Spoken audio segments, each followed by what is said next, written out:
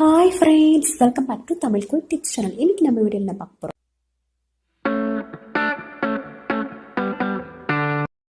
First பார்த்தீங்கன்னா நம்ம மைதா மாவு எடுத்துக்கலாம். ஸோ தேவையான அளவு உப்பு போட்டுக்கலாம். ஒரு ஸ்பூன் சுகர் விட்டுக்கலாம். அதுக்கப்புறம் பட்டர் விட்டுக்கலாம். ஸோ பட்டர் நீங்கள் நிறைய தாராளமாக விடலாம். ஸோ பட்டரை நீங்கள் எவ்வளோ விட விட உங்களுக்கு நல்லா சாஃப்டாக இருக்கும், டேஸ்ட்டும் கூடும். ஸோ நீங்கள் பட்டர் நிறைய விடுறதுனால உங்களுக்கு வந்து நீங்கள் கனமாக தேய்ச்சா கூட அது உங்களுக்கு சாஃப்டாக தான் இருக்கும், சாப்பிட்றதுக்கு ஹார்டாக இருக்காது.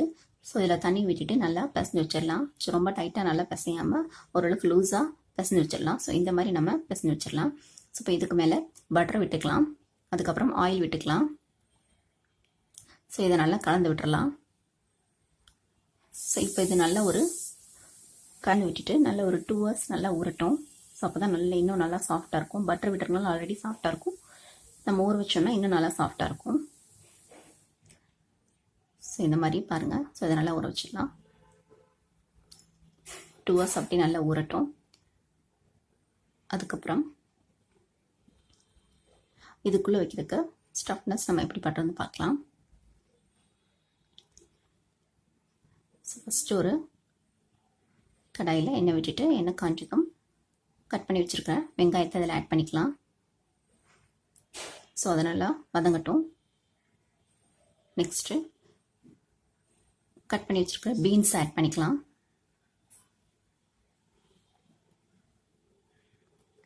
அதுக்கப்புறம் நீங்கள் கேரட்டை கிரேட் பண்ணி வச்சுருக்கிற ஆட் பண்ணிக்கலாம்.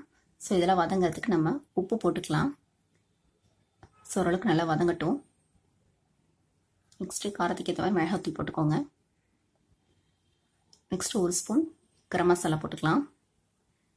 ஸோ அதனால் வதங்கட்டும். நெக்ஸ்ட்டு தக்காளி கட் பண்ணி ஆட் பண்ணி இதில் போட்டுக்கலாம்.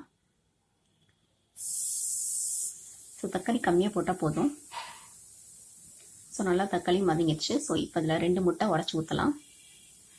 ஸோ ஊற்றியாச்சு. இந்த மாதிரி 2 முட்டை நல்லா அதை கலந்து விட்டுக்கலாம் பொரிக்கிற மாதிரி. ஸோ இப்போ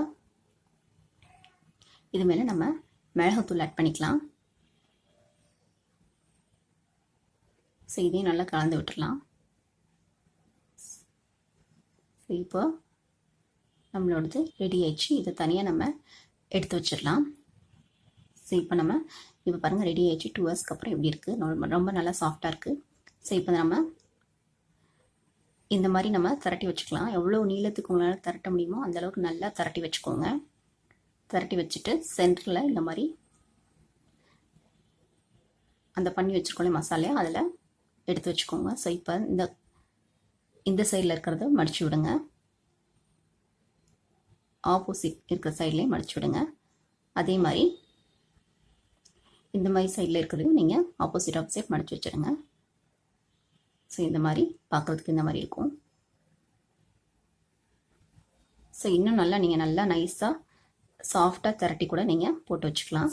ஸோ இது பட்டர் போட்டிருக்கனால நம்மளுக்கு வந்து கனமாக திரட்டினாலும் ஓரளவுக்கு நல்லா சாப்பிட்றதுக்கு ஹார்டாக இல்லாமல் சாஃப்டாக இருக்கும். நெக்ஸ்ட்டு இந்த மாதிரி கல்லில் தோசை கல்லில் போட்டிங்கன்னா இன்னும் நல்லா உங்களுக்கு டேஸ்ட் கிடைக்கும். ஸோ அதில் எண்ணெய் விட்டுட்டு இந்த மாதிரி நம்ம வேக விட்டு எடுத்துடலாம்.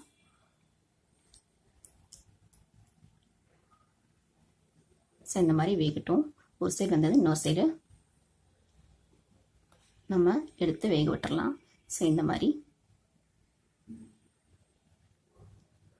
ஸோ இது நல்லா உங்களுக்கு ஒரு ஈவினிங் ஸ்நாக்ஸ் நல்லாயிருக்கும், குழந்தைங்களுக்கு ரொம்ப பிடிக்கும். அதே மாதிரி சைட்லேயும் இந்த மாதிரி எடுத்து வேக விட்டுருங்க. ஸோ இந்த மாதிரி வச்சு வேக விட்டுருங்க. எல்லா சைட்லையும் திருப்பி இந்த மாதிரி வச்சு வேக விட்டு எடுத்துருங்க. ஸோ இந்த வீடியோ உங்களுக்கு பிடிக்கும்னு நினைக்கிறேன். எக் மொத்தமாக ரெடி ஆயிடுச்சு. ஸோ இப்படி தான் இருக்குது பாருங்கள். இந்த வீடியோ உங்களுக்கு பிடிச்சிருந்துச்சுன்னா லைக் பண்ணுங்கள், ஷேர் பண்ணுங்கள், கமெண்ட் பண்ணுங்கள், ப்ளீஸ் சப்ஸ்கிரைப் பண்ணுங்கள். அப்படியே பக்கத்தில் இருக்க பெல் பட்டன் கிளிக் பண்ணுங்கள். தேங்க்ஸ் ஃபார் வாட்சிங் வீடியோ ஃப்ரெண்ட்ஸ். பாய் பாய்.